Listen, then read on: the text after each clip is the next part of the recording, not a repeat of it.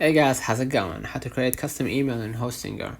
First of all, if you don't have the app on your app store, Google Play, you can just go ahead and visit the Hostinger official website. So we're gonna go back and visit the official website, and we're gonna hear and break it down for you step by step on how to do it. So if it's the first time you will be creating an email account for domain or subdomain on the Hostinger free email included, click on setup and then click the free email, right?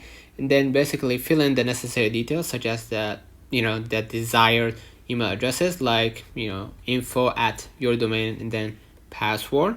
And basically once you already set that up, what you're gonna do, you're gonna be able to manage the email account, right? And you're gonna be able to access it and modify it or delete it or change the password like a new account. So that's another comment. If this video helped you, don't forget to like and subscribe, and thank you for watching.